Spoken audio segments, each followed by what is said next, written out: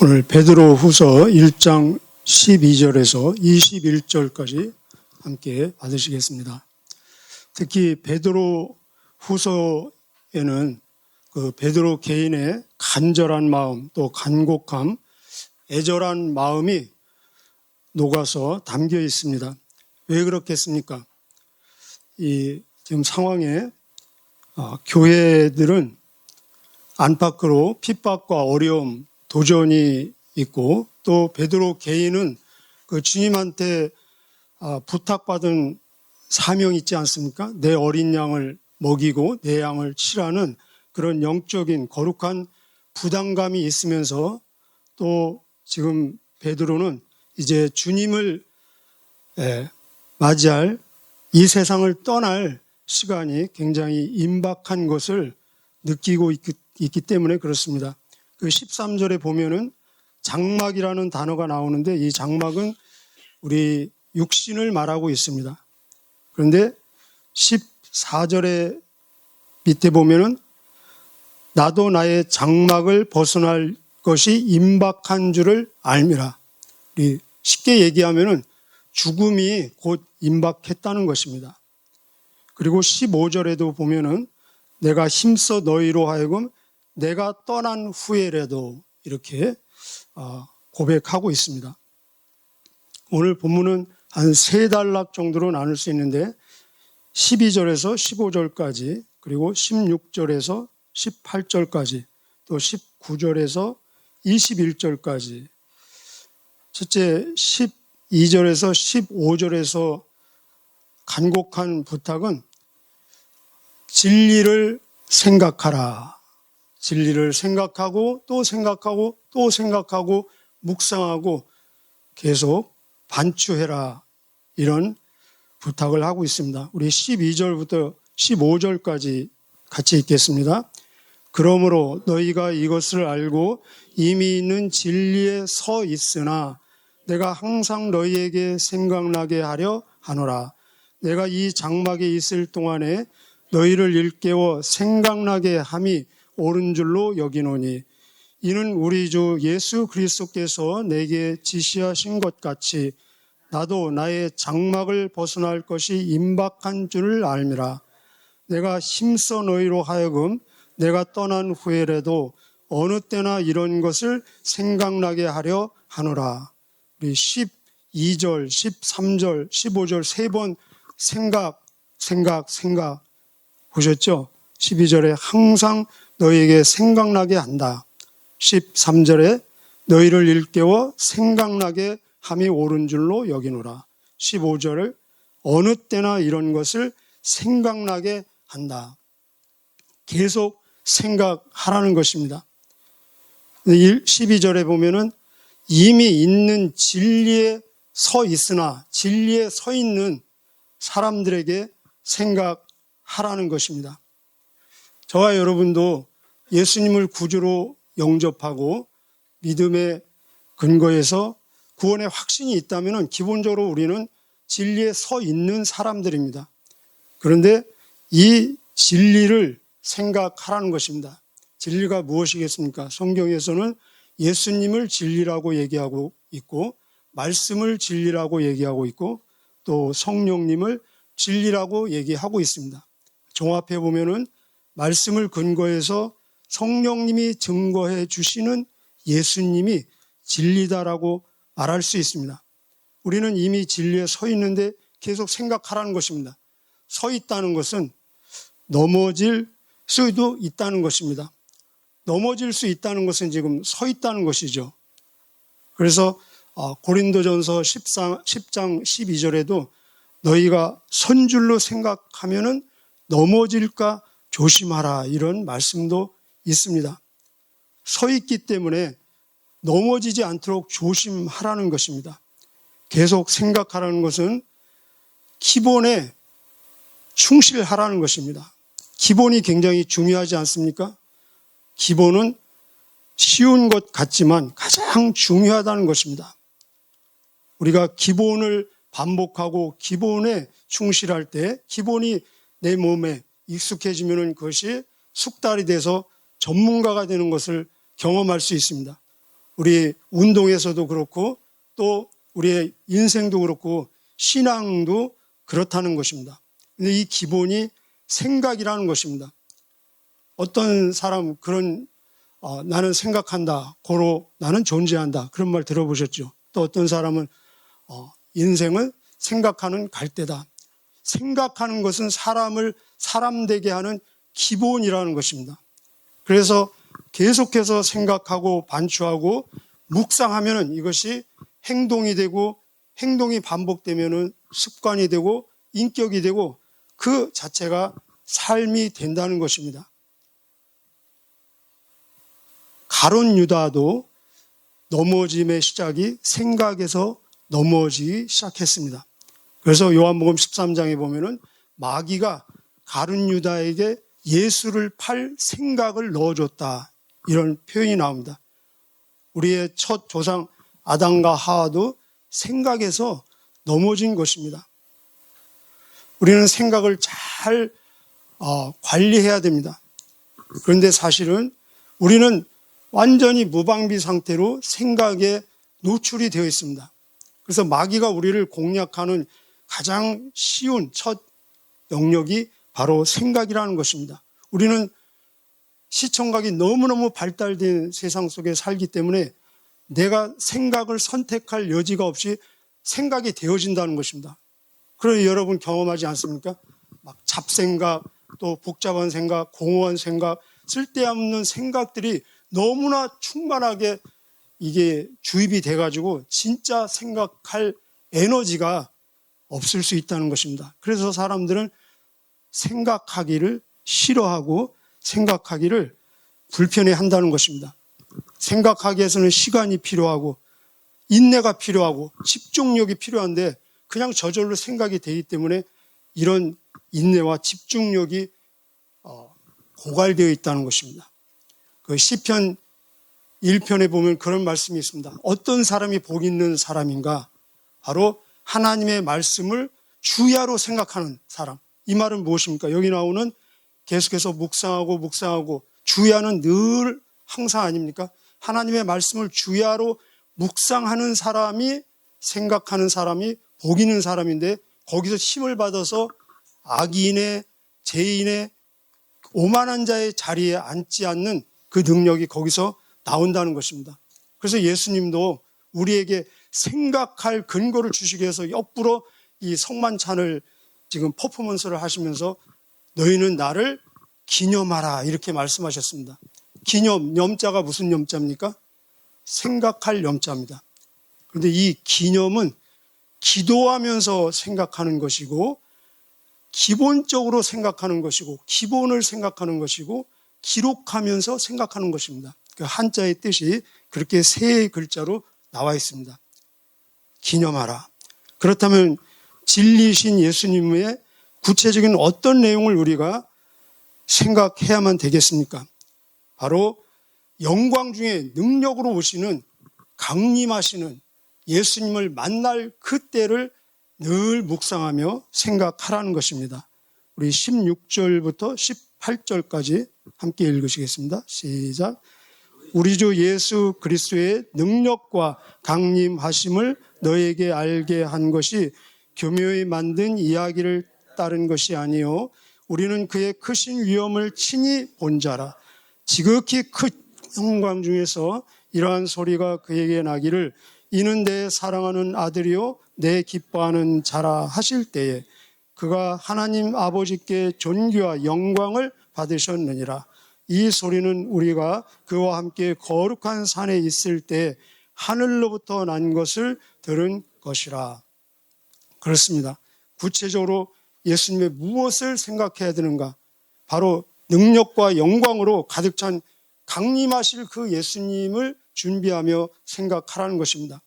지금 이 베드로는 개인적으로 변화산 사건을 지금 자기의 개인 간증으로 소개하고 있습니다. 이 변화산 사건을 마태, 마가, 누가에 나와 있는 정말 베드로는 황홀한 체험을 하지 않았습니까? 우리 이 이야기 아시죠? 예수님이 모세와 또 엘리야와 그 변화산에서 완전히 얼굴이 광채가 나면서 또 그 옷도 변화된 모습에서 대화를 나누고 있을 때 베드로가 우리가 여기 있는 것이 좋사오니 주님이 원하시면 내가 초막 셋을 짓고 하나는 주님을 위해서, 하나는 모세를 위해서, 하나는 엘리야를 위해서 하겠습니다 했을 때 하늘에서 음성이 나지 않습니까?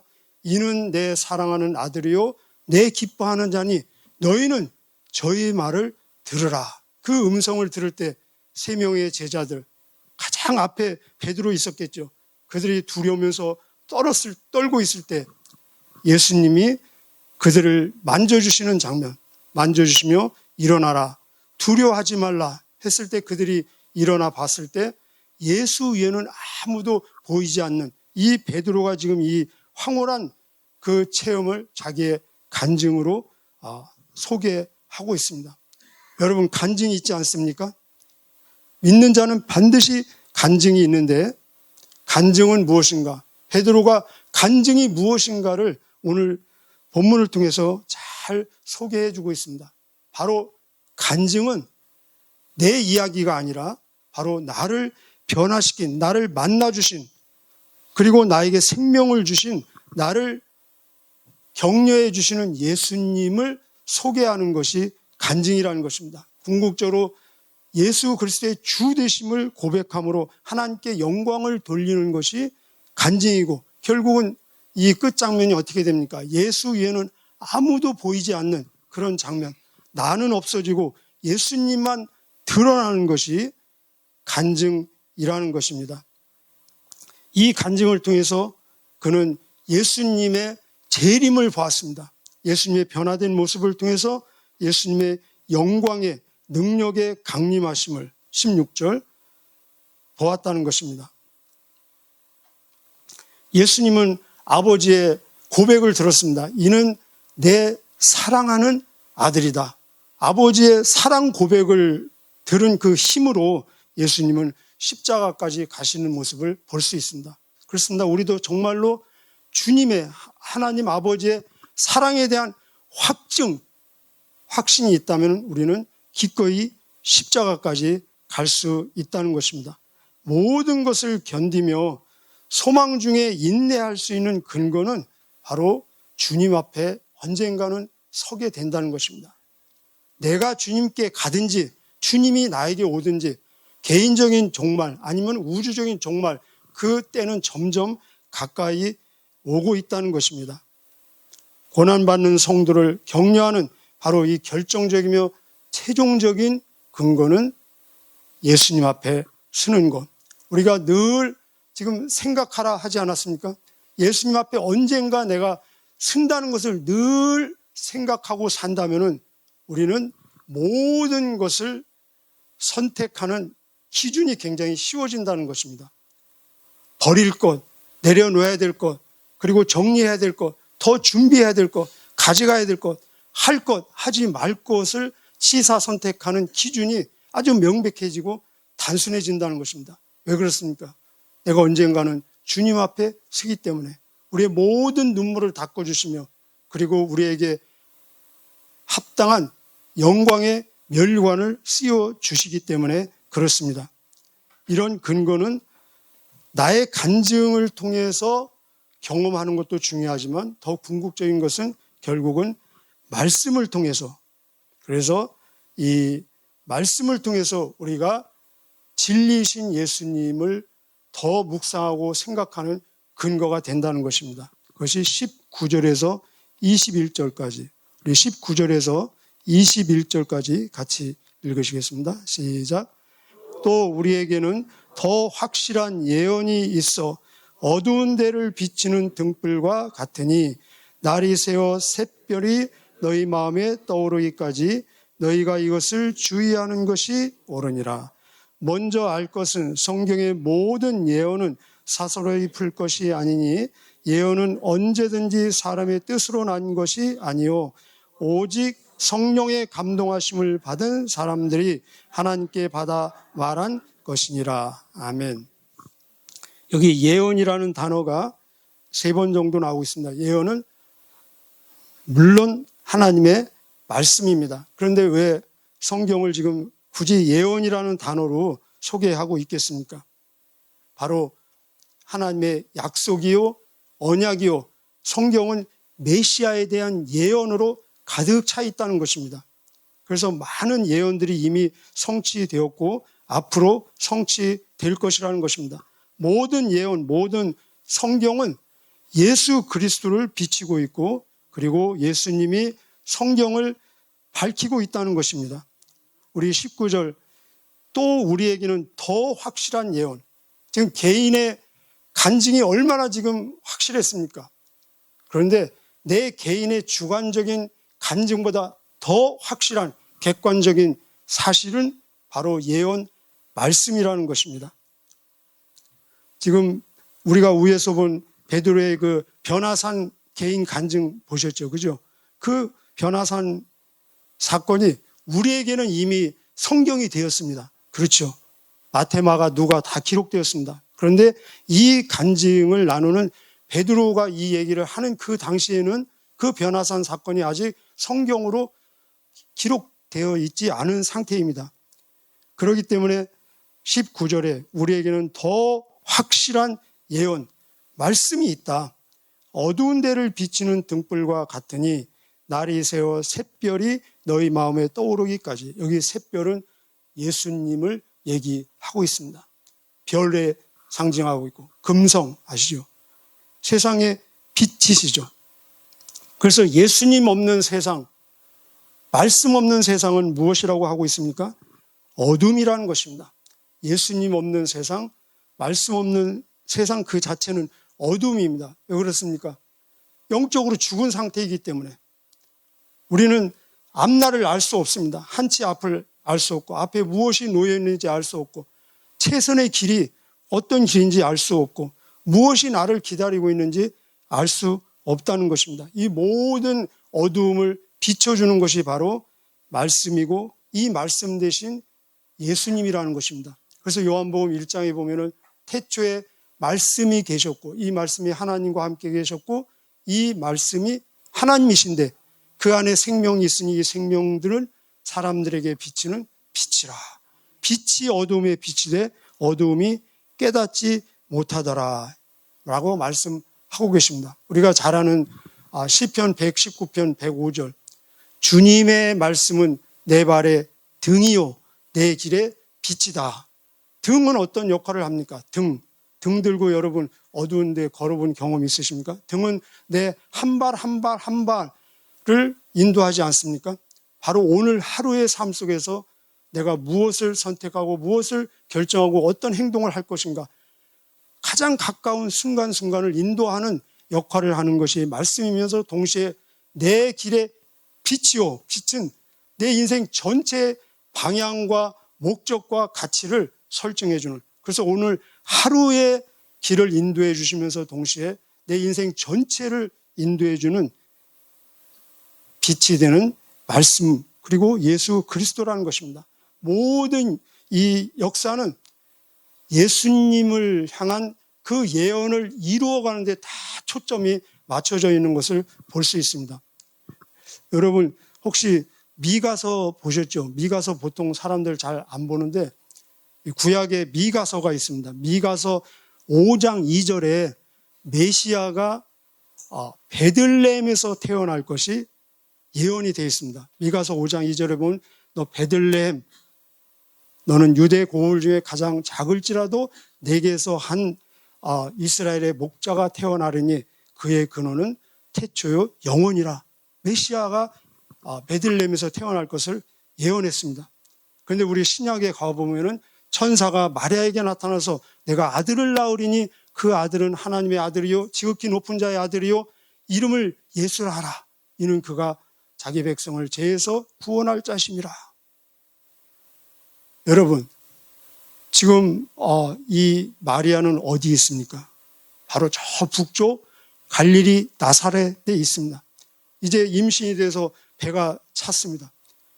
그 마리아가 베들레헴에서 낳아야잖아요. 그죠? 그런데 만삭된 여자가 2000년 전에 교통편도 없고 걸어가야 되는데 거기에 갈 일이 있겠습니까? 여러분 같으면은 배가 이렇게 불렀는데 거기 가겠습니까? 내가 미가서 5장 2절의 말씀을 이루기 위해서 어지간하면 가지 않을 것입니다. 그때 이 세상적으로 가장 힘이 있는 황제가 공포를 합니다. 명령을 합니다. 모든 사람들은 자기 고향에 가서 호적해라. 사실은 아기를 낳고 가도 되는 것입니다. 아니면 요셉 혼자 가도 되는 것입니다. 그런데 그 당시에 모든 사람, 그 누가복음에 보면은 천하가 다 고향으로 가서, 그래서 얼마나 이 모든 사람들이 여행을 가면은 그 여관에 방이 없어서 말구에서 낫지 않습니까? 그래서 이 예수님의 베들레헴에서 나야 된다는 그 예언을 이루기 위해서 그 당시에 천하 모든 사람들이 다 움직이는 모습을 볼 수 있습니다. 그렇습니다. 이 모든 역사는 예수님에 대한 그 예언을 이루기 위해서 다 모든 초점이 맞춰지고, 역사는 예수님의 예언을 이루기 위해서 하나님은 역사를 이끌어 가시는 모습을 볼 수 있습니다. 우리 20절부터 21절 다시 한번 읽어보실까요? 시작. 먼저 알 것은 성경의 모든 예언은 사사로이 풀 것이 아니요 예언은 언제든지 사람의 뜻으로 난 것이 아니요 오직 성령의 감동하심을 받은 사람들이 하나님께 받아 말한 것임이니라. 아멘. 여기서 우리가 세 가지 최소한 정리할 수 있습니다. 성경은 예수님을 중심으로 해석되는 것입니다. 그래서 구약은 오실 예수님, 신약은 오신 예수님. 성경 해석은 지금도 되어져 가고 있고 아직 완성되지 않았습니다. 성경 해석의 완성은 결국은 예수님 재림과 함께 완성이 된다는 것입니다. 그래서 예수님 말씀하시기를 너희가 성경에서 영생을 얻는 줄 생각하고 이 성경을 연구하거니와 이 성경이 곧 나에 대해서 증언한 것이다. 구약을 얘기하고 있습니다. 그러면 신약은 말할 필요도 없겠죠. 요한복음 5장 39절에 예수님이 직접 그렇게 말씀하고 계십니다. 두 번째, 우리는 이 성경의 해석은 반드시 성령님의 도움이 없이는 해석이 될 수 없다는 것입니다. 영적인 것은 영적으로 해석할 수밖에 없기 때문에, 그래서 성령님이 오시면 우리에게 기억나게 하시고 깨닫게 하시고 진리 가운데 인도하신다. 디모데후서 3장 16절에 모든 성경은 하나님의 감동으로 된 것으로 교훈과 책망과 바르게 함과 의로 교육하기에 유익하니. 그래서 우리는 기도할 수밖에 없다는 것입니다. 성령님의 인도함 따라서 이것을 우리는 성령님의 조명이라고 얘기하고 있습니다. 더 중요한 것은 우리는 성경을 볼 때 무의식적으로 이 말씀이 무슨 뜻인지 해석하려고 하는지 접근하지 않습니까? 물론 우리는 성경을 해석하고 성경을 이해해야 되겠죠. 분석해야 되겠죠. 그러나 그 전에 진짜 중요한 것은 우리가 먼저 성경의 해석을 받아야 된다는 것입니다. 내가 성경을 해석하기 전에 성경이 나를 해석한다는 것입니다. 내가 성경을 분석하기 전에 성경이 나를 먼저 분석해야 된다는 것입니다. 아니, 그렇게 하고 있다는 것입니다. 이 말씀이 히브리서 4장 12절, 우리 잘 아시는데 이 말씀이 무엇이겠습니까? 히브리서 4장 12절에 하나님의 말씀은 살았고 운동력이 있어, 활력이 있어, 좌우의 날쌘 어떤 검보다도 애리해서 혼과 영과 관절과 골수를 찔러 쪼개기까지 한다. 성경이 우리를 분해한다는 것입니다. 성경이 우리를 분석한다는 것입니다. 성경이 우리를 판단하고 성경이 우리를 심판한다는 것입니다. 성경이 우리를 해석한다는 것입니다. 오늘도 우리가 이 말씀 앞에서 정직하게 나를 하나님 앞에 비치는 삶이 되어야 될 것입니다. 오늘 본문에 세 가지 봤는데 결론은 무엇인가? 우리의 생각, 오늘도 하루 종일 의식이든 무의식 중이든 생각하고 살 것입니다. 우리의 생각의 소재, 주제, 중심, 결론은 진리신 예수 그리스도가 돼야 되고, 우리의 간증의 주제, 결론, 고백은 우리의 생명 대신 산 소망 대신 예수 그리스도가 돼야 되고, 이 말씀 예언의 성취, 완성은 역사의 주인이시며 세상의 빛이신 예수 그리스도가 되신다는 것입니다. 오늘 우리의 생명 되시고 산 소망 되신 예수님을 성령님의 인도하심 속에서 잘 기념하시는 하루 되시기를 축복합니다. 기도하시겠습니다.